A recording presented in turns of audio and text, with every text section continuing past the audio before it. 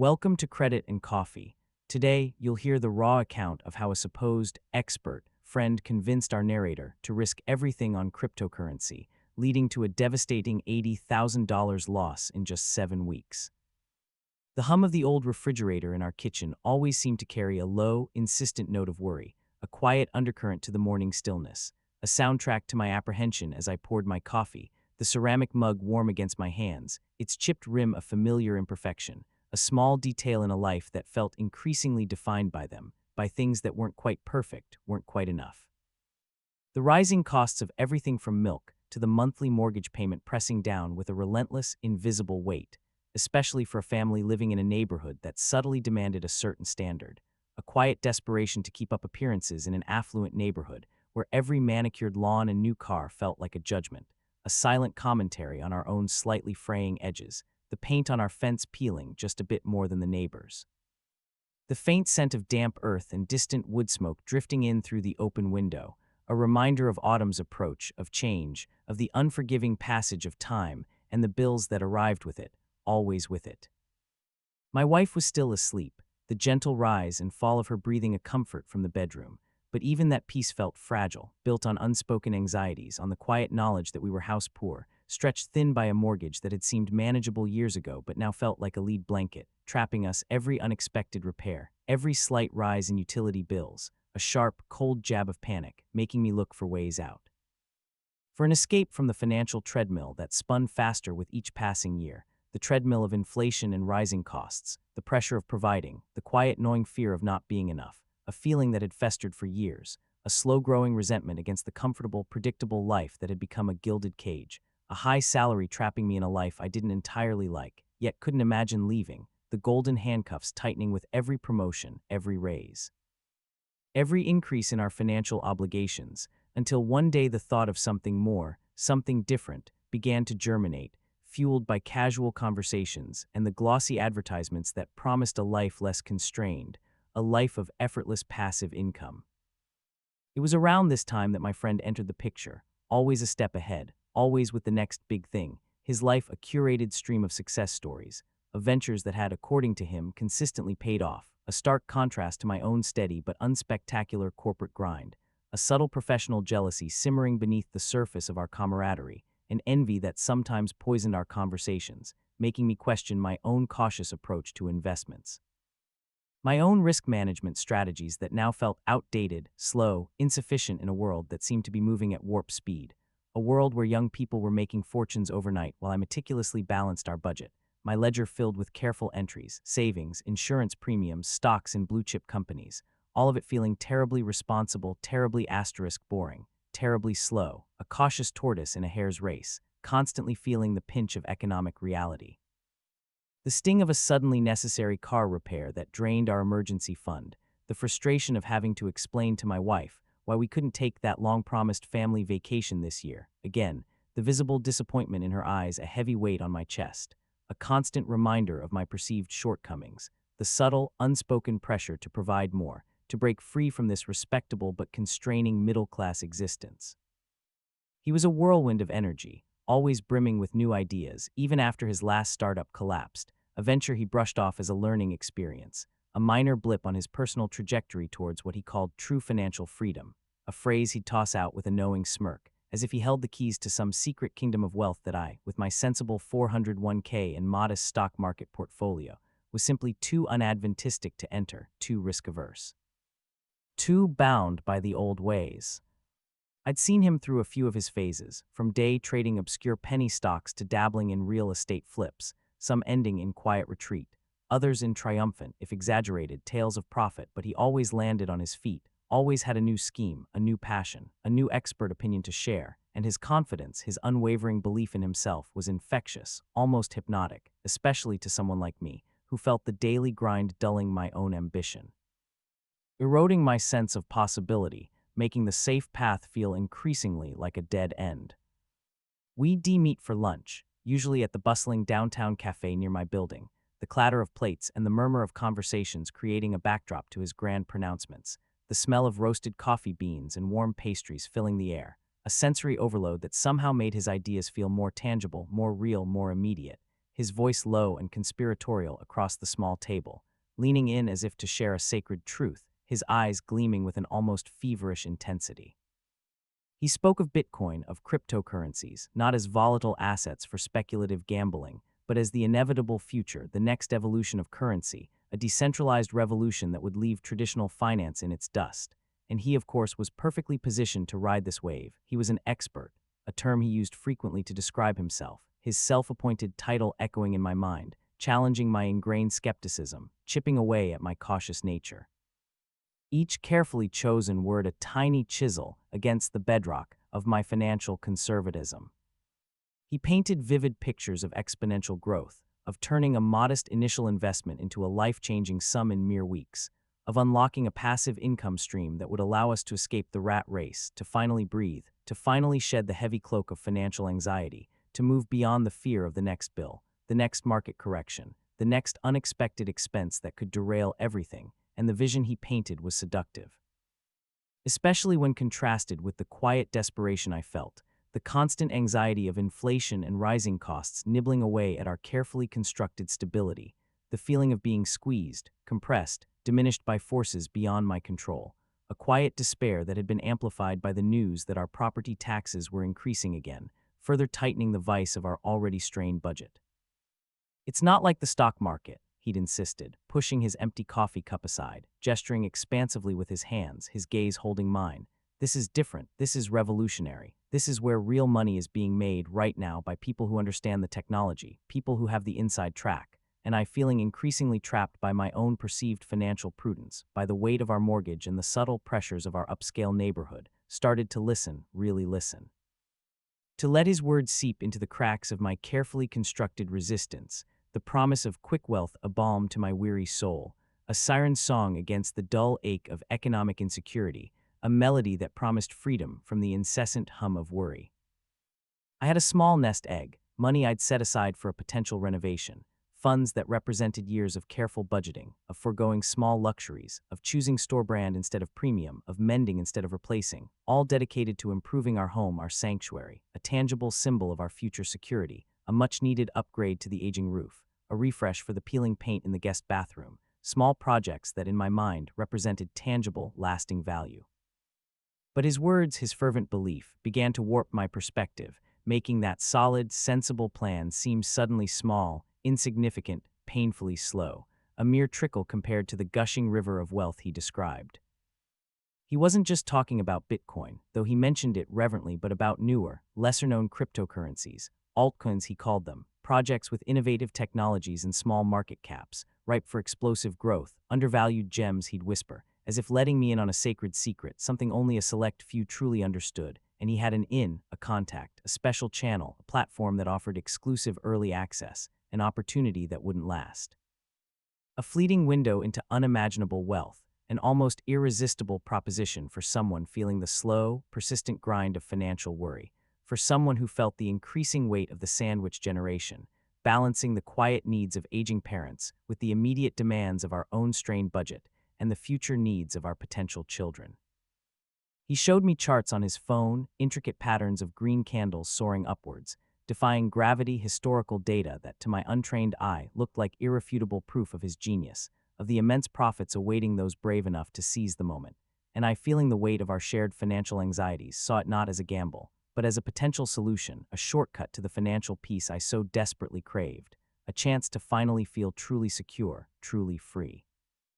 To silence that persistent, worried hum of the old refrigerator, to quiet the anxiety that gripped me whenever I opened an electricity bill, to alleviate the pressure of always having to say no to small pleasures, small comforts, to finally breathe a little easier, to maybe even surprise my wife with that long-deferred vacation. My initial investment was modest, a sum I told my wife was going towards a new, high-yield savings account, a white lie that twisted in my gut even as the words left my mouth, a tiny crack in the foundation of our trust, but one I justified as a temporary measure, a necessary secret until I could surprise her with our newfound prosperity. I transferred the funds through a major exchange he recommended, a process that felt both illicit and exhilarating, sitting hunched over my laptop late at night, the blue glow of the screen reflecting in my anxious eyes, the click of the mouse sealing my fate, a digital handshake with destiny, the terms of service a blur of legal jargon I barely skimmed. All I understood was the promise, the potential for an unprecedented shift in our financial trajectory. For the first few days, there was nothing, just the slow churn of the market, a quiet anticipation, a constant itch beneath my skin, an obsessive refreshing of the app on my phone, watching for any movement, any sign of life in the sea of numbers. Then a small gain, a percentage point here, another there, enough to validate his predictions, enough to fuel my burgeoning hope, to quiet the lingering doubts, enough to make the secret feel less like a betrayal and more like a carefully planned surprise, a secret gift I was preparing for us, and I found myself checking my phone constantly, refreshing the portfolio page, watching the numbers tick up, even by a few dollars, $100, feeling a rush of adrenaline with each small increase. A thrill I hadn't felt in years, a sense of control, of agency over my financial future, a stark contrast to the stagnant feeling of my corporate job, where my contributions often felt like a drop in an ocean, largely invisible and unrewarding. C. He'd say over text messages, his words punctuated by celebratory emojis, "I told you this is just the beginning," and his confidence became my confidence, his expert knowledge my anchor in a sea of unknown digital assets, and the subtle professional jealousy I harbored began to fade, replaced by a grateful admiration, a burgeoning excitement, a growing conviction that he truly held the keys to this new financial frontier. The 7 weeks that followed were a blur of nervous excitement and growing recklessness. I watched my initial investment grow, not dramatically, but steadily, enough to convince me, enough to silence the cautious voice in my head, the one that whispered about risk management, about diversification, about things that now seemed antiquated, irrelevant in this brave new world of cryptocurrencies, a world where the old rules simply didn't apply. He called it riding the wave, urging me to dollar-cost average in, to put more money into the project, to deepen my income streams, to truly capitalize on the opportunity before the window closed. And his logic, wrapped in jargon and self-assured pronouncements, seemed irrefutable, especially when I saw the small, consistent gains in my nascent portfolio, a growing balance that felt like a tangible representation of a brighter future, an escape from the anxiety of being house poor. I started drawing from our renovation fund again, larger sums this time, each transfer a heavier weight on my conscience, each click of the button a deepening of the secret debt, a widening of the chasm between my reality and the carefully constructed illusion I presented to my wife, the quiet tension in our shared silence, the unspoken questions hanging in the air like dust motes in a sunbeam, questions about why I was suddenly so distracted, so withdrawn, so glued to my phone. The marital strain growing subtly, almost imperceptibly, like a slow-moving crack in a wall, a hairline fracture in the foundation of our once solid trust. I justified it by telling myself I was creating a better future for us, that this was an investment in our shared dreams, that the short-term deception would be absolved by the long-term gains, by the freedom it would buy us, the ability to put away those endless supermarket menus, to choose without scrutinizing every price, to live without that constant, low-level financial dread, to buy back our peace of mind. He even recommended a specific trading strategy, a nuanced approach to buying and selling, timing the market based on complex technical indicators that he, as the expert, could decipher with ease, guiding my hand through a series of transactions that felt like navigating a high-stakes casino, each successful trade a rush, each small loss quickly forgotten in the intoxicating promise of the next big win, the digital numbers on the screen a mesmerizing dance. Pulling me deeper into the illusion of control, of mastery, over the unpredictable forces of the market, making me feel powerful, astute, like I was finally seeing the hidden patterns of wealth that others missed. My sleep grew restless, filled with fragmented dreams of soaring charts and flashing numbers, the chill of morning air on my skin as I'd slip out of bed before dawn, driven by a compulsive need to check the market, to see what had happened overnight, to confirm that my investment was still growing, still on track to liberate us from our financial worries, leaving empty coffee cups on the table as I scrolled through financial news, devouring every article, every analyst's prediction. Desperately seeking validation for my increasingly risky decisions, the anxiety a constant companion, a dull throb behind my eyes, a constant buzzing in my ears. The world outside our quiet suburban home seemed to fade into the background, my focus narrowed to the flickering numbers on my screen, the vibrant greens and alarming reds of the crypto market dominating my internal landscape. I missed dinner conversations, my answers to my wife's gentle inquiries about my day became monosyllabic, my attention always elsewhere, always pulled to the glowing rectangle in my hand, a silent, growing barrier between us. The scent of her shampoo, usually a comforting aroma as she settled beside me in bed, now felt like an accusation, a reminder of the intimacy I was neglecting, the quiet moments of connection I was sacrificing for this digital phantom. I could feel her worried glances, the way she would subtly try to catch my eye, searching for the man she knew, the man who used to share his thoughts, his day, his dreams without reservation. But those dreams were now inextricably linked to the volatile dance of the altcoin, to the promise of an escape hatch from our perceived financial prison, and I couldn't risk shattering the fragile hope that had begun to take root within me by confiding in her about the true nature of my investments. I was caught in a dangerous current, unable to pull myself back to shore, convinced that the next wave would carry us to safety, to true passive income, to a life free from the suffocating pressure of bills and budgets. Then came the shift, subtle at first, a dip here, a plateau there, the green candles replaced by streaks of red, and my friend, initially dismissive, began to sound a little less certain, his texts becoming shorter, less frequent, his reassurances tinged with a new, unsettling edge of doubt. Just a market correction, he'd insist, a casual flick of the wrist in his tone that I could almost hear through the text, a healthy consolidation before the next big pump.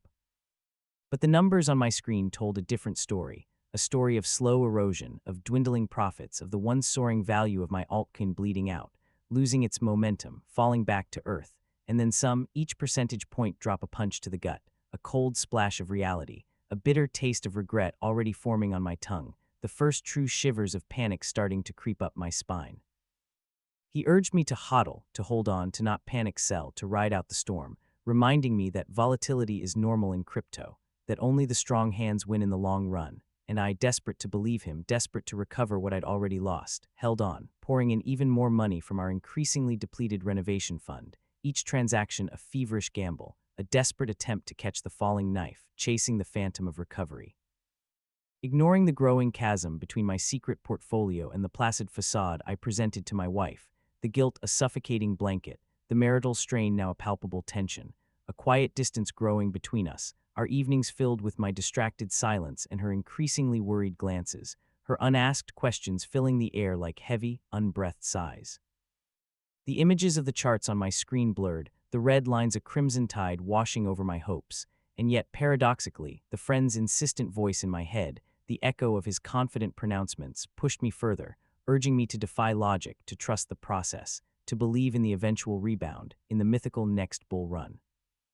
I felt a growing sense of isolation, a sickening realization that I was sinking deeper into this digital quagmire. The phone, once a source of exhilarating updates, now a leaden weight in my hand, a portal to my growing despair. The aroma of our evening meals, usually a comfort, now seemed bland, tasteless, overshadowed by the bitterness of my internal struggle. The silence in the house, once a cherished sign of peace, became a cavern, amplifying my own desperate thoughts, the frantic calculations of potential losses, the sickening churn of what-ifs. I found myself staring at our shared bank account, the renovation fund balance dwindling to a pathetic shadow of its former self, each withdrawal a betrayal, a theft from our shared future, from the dreams we had meticulously built together. Sleep offered no escape, only fragmented, anxious dreams where red numbers chased me through a labyrinth of collapsing charts, waking me in a cold sweat before the first hint of dawn. The world seemed to narrow to the confines of my secret, the hum of the refrigerator no longer just a worry, but a deafening roar, a constant reminder of my escalating deceit and the precariousness of our financial situation. The bottom fell out suddenly, violently, a cascading collapse that wiped out weeks of painstaking gains in a single brutal day. The market reacting to a global economic downturn, a sudden interest rate hike, a major exchange halting withdrawals, a confluence of factors that exposed the fragility of my investments, the sheer terrifying lack of control I had, all of it feeling like a betrayal, not just by my friend, but by the very idea of easy wealth, by the promise of freedom through speculation. The dream of passive income dissolving into a nightmare of mounting losses. I watched the numbers plummet, paralyzed, unable to act, my fingers frozen over the keyboard, the sickening realization dawning on me that I had lost everything I'd put in, and more, the initial $80,000 figure a stark, horrifying reality, a colossal sum that represented years of diligent saving, years of small sacrifices, years of quiet hope, now vanished, evaporated into the ether of the digital ledger, leaving me staring at a stark, red balance. A painful reminder of my folly, of my misguided trust, of the catastrophic consequences of following bad investment advice from a friend. The screen on my laptop, usually a source of muted light, now blared a terrifying message of total loss, the digital interface a cold, unfeeling arbiter of my ruined aspirations. My breath caught in my throat, a dry, suffocating gasp. The room, once familiar, seemed to spin around me, the walls of our apartment pressing in, mirroring the constriction in my chest. A deep, visceral wave of nausea washed over me, my stomach churning with a mixture of fear and profound self-loathing. I felt a cold sweat break out on my forehead, my hands trembling uncontrollably as I finally managed to close the laptop lid, plunging the room into a merciful darkness, but the image of that red, zeroed-out balance was burned behind my eyelids. I tried to call him again and again, my thumb pressing his contact name with a desperate urgency, the phone vibrating with each unanswered ring, the silence on his end a deafening roar, my texts going unreturned, his once effusive presence now a ghost, leaving me alone with the ruins of my financial gamble, the silence from his end speaking volumes, a final, crushing blow, a confirmation of the betrayal, not necessarily malicious, perhaps, but certainly born of misplaced confidence and a reckless disregard for my well-being, for my family's future, for the trust I had so foolishly placed in him. The full weight of the debt, the secret debt, the lies, the profound disappointment in myself crashed down on me, a physical ache in my chest, a hollowness in my gut as if a part of me had been ripped away, and the weight of that loss, the shame of that secret, was almost unbearable, a suffocating blanket pressing down on my soul. My carefully constructed world, built on quiet sacrifice and modest aspirations, had crumbled around me, and I was left standing amidst the wreckage, utterly alone, with a secret that threatened to destroy everything. Then came the layoff. As if the universe itself was determined to strip me bare, to humble me completely, to force a complete reevaluation of every aspect of my life. The CEO of my company, a tech company that had recently undergone several rounds of restructuring, announced a significant reduction in force. His words cold and clinical through the video call, a terse explanation about market conditions and strategic realignment, and my boss, a kind but clearly uncomfortable man, delivered the news to me a few hours later, his voice barely above a whisper, avoiding my gaze, staring instead at the stack of papers on his desk. "I'm sorry it's out of my hands," he'd mumbled, the words feeling utterly hollow, a generic script. And just like that, after 15 years of dedicated service, of climbing the corporate ladder rung by painful rung, of countless late nights and missed family events, I was fired, my steady income stream, my perceived stability, vanished in an instant, leaving me adrift, unemployed, and secretly, catastrophically in debt, the ground beneath my feet crumbling away, leaving me suspended in a terrifying void, the fear, the crushing anxiety, almost too much to bear. The beige walls of my office cube, once a symbol of my steady career, now felt like the sterile confines of a holding cell, an empty shell, and the sudden quiet after my boss left was deafening, a vacuum where the hum of office chatter and keyboard clicks used to be. My hands, still numb, clenched into fists beneath the desk, the cheap laminate cool against my knuckles, a stark contrast to the burning shame in my gut. The world outside my office window, a vibrant tapestry of city life, felt utterly disconnected from my new reality.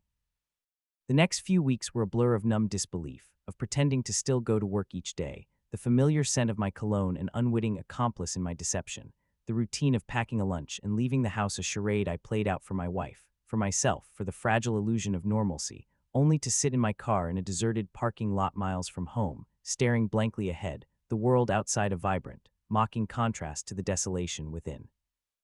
The smell of stale coffee and cheap gasoline clinging to the upholstery, a testament to my pathetic routine, while I wrestled with the enormity of my situation, the knowledge that I had not only squandered our savings, but now had no immediate means to replenish them, the shame so profound that it silenced me, trapping me in a prison of my own making, the marital strain reaching a breaking point, a heavy, unspoken accusation in the air between us, the silence in our home thick with unspoken truths.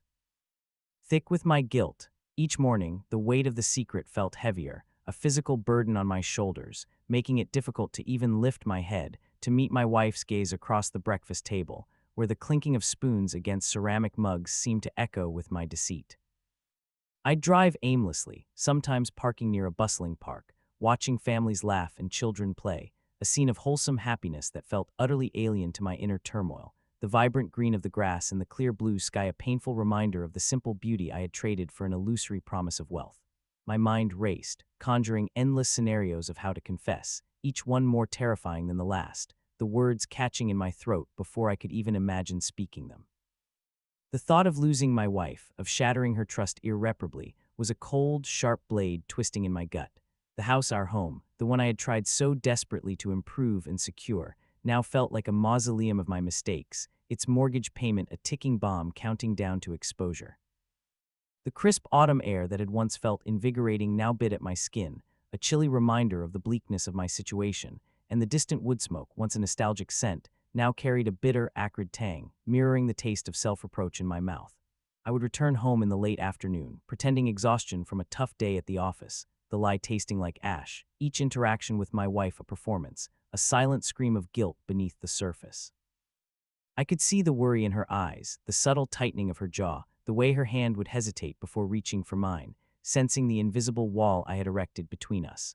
The silence that fell between us in the evenings was no longer comfortable, but fraught with unvoiced questions, with a tension that hummed almost as loudly as the old refrigerator, a different kind of worry now, a deeper, more personal one, threatening to unravel the very fabric of our shared life. The day I finally told my wife was one of the hardest of my life, the words catching in my throat, each confession a fresh wound, each admission of deceit another blow, her face, usually so open and kind, hardening with a mixture of shock, hurt, and profound disappointment, the pain in her eyes a reflection of my own, magnified 100-fold, the sound of her quiet sobs in the living room, surrounded by the furniture we had carefully chosen. The walls of our apartment that once felt like a sanctuary now seeming to press in on us, suffocating, a testament to my devastating mistakes. Her trust, once so absolute, shattered into a million pieces, falling around us like shards of broken glass. I remember the weight of the silence after I finished speaking, a silence so profound it seemed to absorb all sound, all light, leaving only the raw, exposed nerves of our shattered reality. She sat on the edge of the couch, her hands clasped tightly in her lap, her knuckles white, her gaze fixed on some distant, invisible point beyond me, beyond the room. The air in our living room, usually filled with the warmth of shared life, suddenly felt thin, cold, almost unbearable. When she finally spoke, her voice was a whisper, raspy with unshed tears. How could you do this to us? And the pain in those simple words was a physical blow, worse than any financial loss. There were arguments, raw and painful, tears, accusations, the bitter taste of betrayal in every word, every silence, the question hanging heavy in the air. How could I have done this to us? How could I have been so foolish, so reckless, so dishonest? Her anger, when it finally erupted, was a storm, sweeping through the quiet order of our home, each accusation a lightning strike, each tear a deluge, and I stood there, utterly defenseless, deserving of every word, every heartbroken sob. The furniture we had carefully chosen, the walls of our apartment, now seemed to bear silent witness to my devastating mistakes, to the unraveling of everything we had built. The house, our beautiful, too expensive house, suddenly felt like a cage, a burden, a symbol of everything that had gone wrong, of the illusions I had chased, the values I had compromised, the integrity I had sacrificed on the altar of quick wealth, leaving us trapped by a mortgage we could barely afford, by the ghost of our lost savings, by the weight of my secret debt, the anxiety of inflation and rising costs now a terrifying, immediate threat, no longer a distant hum but a roar in my ears. A siren blaring a warning I had foolishly ignored. The first few weeks after the confession were a purgatory of emotional exhaustion. The air between us was thick with unspoken recriminations, each mundane interaction, like sharing a meal or passing in the hallway, fraught with a brittle tension that threatened to snap. Sleep was still elusive, but now for different reasons, tormented by the vivid replays of our arguments, the image of her tear-streaked face etched into my memory. The taste of my coffee each morning was bitter, not just from the grounds, but from the raw, unaddressed pain that permeated our home. I walked on eggshells, desperate to find a way to mend what I had broken, to rebuild the trust that lay in ruins. The silence, once punctuated by her quiet sobs, was now filled with a stony distance, a barrier that felt insurmountable. The physical ache in my chest had not receded, but had settled into a dull, persistent throb, a constant reminder of my fault. I spent hours poring over our financial statements, the red numbers a stark testament to my recklessness, the once robust renovation fund now a pitiful collection of zeros. The reality of our situation laid bare was far more terrifying than the abstract fear I had carried in secret. Every bill that arrived, every utility statement, every supermarket flyer became a direct indictment of my irresponsibility. The desire to provide, once a driving force, now felt like a crushing weight of failure. The road back has been long, arduous, marked by small, painful steps, by difficult conversations, by the slow, painstaking process of rebuilding trust, of repairing the damage. and it began with ruthless honesty, with opening up every financial statement, with creating a new, leaner budget, with selling off small luxuries, with cutting every unnecessary expense. The supermarket menu now scrutinized with an intensity born of necessity, not just anxiety. The first practical step was selling my beloved old watch, a gift from my father, its smooth, cool metal a familiar comfort against my wrist, but its sentimental value had to give way to practicality, and the cash it brought, though modest, was a small victory against the tide of our debt, a tangible act of taking responsibility. We started systematically going through our possessions, letting go of anything that wasn't essential, anything that carried the silent weight of unnecessary expense or fleeting desire. A second car, barely used, went first, its absence a mild inconvenience but a significant relief to our monthly budget, the smell of its leather interior fading from our lives. Then came the endless hours spent at the kitchen table, the low hum of the old refrigerator still a constant companion, but now it was the sound of my pen scratching against paper, meticulously detailing every incoming dollar, every outgoing cent, creating a budget so tight it felt constricting, like a second skin, but also strangely liberating in its clarity. We learned to cook more at home, experimenting with simple, cost-effective meals, and the aroma of simmering lentils or roasting vegetables, once an everyday occurrence, now carried a new significance, a symbol of our shared effort, of our determination to pull through this. I took a job not in my field, not with the same pay, but a steady job working with my hands for a local contractor, the smell of sawdust and fresh paint a welcome change from the sterile air of the corporate office, the rough texture of wood planks against my calloused palms a grounding sensation, the physical labor surprisingly therapeutic, a way to channel the raw energy of my regret into something productive, something tangible, something that slowly, painstakingly brought in an income. However modest, my mornings started earlier now, the chill of dawn air invigorating as I left the house, the sun just barely painting the sky with hues of pink and orange, the world waking up around me as I drove towards the construction site, the sounds of traffic slowly building around me, a rhythm that felt far more honest than the false promises of digital wealth. My colleagues, a diverse group of hardworking men and women, were rough around the edges but genuinely kind, their camaraderie a balm to my bruised ego, their simple, direct conversations a refreshing change from the layered pretenses of corporate life. I learned to measure and cut, to hammer and saw, to mix concrete, to hoist heavy beams, each task a small act of redemption, each sore muscle at the end of the day a testament to a day truly earned.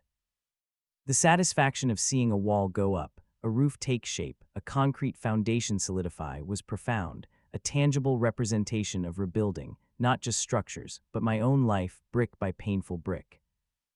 My wife, bless her resilience, eventually found a way to forgive me, though the scars remain, subtle lines etched onto the landscape of our shared history, a quiet understanding born of crisis, a renewed appreciation for simplicity, for the bedrock of our relationship, for the small joys we still find together, like a walk in the park on a crisp autumn evening, the scent of fallen leaves underfoot, the shared warmth of a simple home-cooked meal, the feel of her hand in mine as we sit on our old, comfortable couch listening to the quiet hum of the new refrigerator, a hum that no longer carries the insistent note of worry, but rather the steady, reliable rhythm of a life being rebuilt, brick by painful brick. The first time she truly laughed again, a genuine, unforced burst of joy at something silly I said, felt like the sun breaking through storm clouds, a moment I treasured more than any hypothetical crypto gain. We started talking again, really talking, sharing our anxieties, our hopes, our small triumphs, building a new foundation of radical honesty, the kind that only emerges from shared adversity. We learned to find beauty in the everyday, in the simple act of brewing coffee together in the morning, the rich aroma filling our kitchen, in the quiet companionship of reading side by side on the couch, in the comforting routine of our new, simpler life. We learned to live with less, to find contentment in what we have, to appreciate the security of a steady, if humble, paycheck, to value the quiet moments of support, the everyday scenes of shared life over the fleeting allure of speculative wealth, the deceptive promises of instant riches, the hollow excitement of chasing a dream that almost cost me everything, almost cost me us. The renovations to our home that once felt like an urgent necessity now seemed trivial, unimportant compared to the renovations we made to our lives, to our relationship, to our inner selves. The peeling paint on the fence is still there, a gentle reminder of where we've been, but now it feels like a badge of honor, a symbol of resilience, not a source of shame. I've learned that true wealth isn't measured in Bitcoin or stock portfolios. but in the solidity of real connections, in the quiet strength of enduring love, in the simple, profound peace of being content with enough, in the hard-won wisdom that comes from surviving a storm, from facing your mistakes head-on, from learning to trust again, not in an expert friend with dazzling charts, but in the quiet wisdom of your own heart, in the unwavering support of the people who truly matter. In the quiet dignity of honest work, in the simple, precious gift of each new day, the chill of morning air on my skin now feeling invigorating, a fresh start, the empty coffee cups on the table a sign of a new beginning, a quiet gratitude for the warmth of my wife's hand in mine, for the enduring, if gently bittersweet, reality of our shared life, for the invaluable lesson that some things, some values, are truly priceless, beyond any market valuation, beyond any fleeting gain. A truth forged in the crucible of loss and rebuilt with the strong, steady hands of hard-earned understanding. Has there ever been a moment in your life where a big financial risk, or perhaps some well-intentioned but ultimately disastrous advice from a friend, fundamentally reshaped your understanding of what truly matters? I'd love to hear your experiences, your moments of clarity or regret in the comments below. If this story resonated with you, please consider giving it a like, sharing it with someone who might need to hear it, and subscribing for more real-life narratives from Credit and Coffee. What's one small joy you experienced this week that money couldn't buy?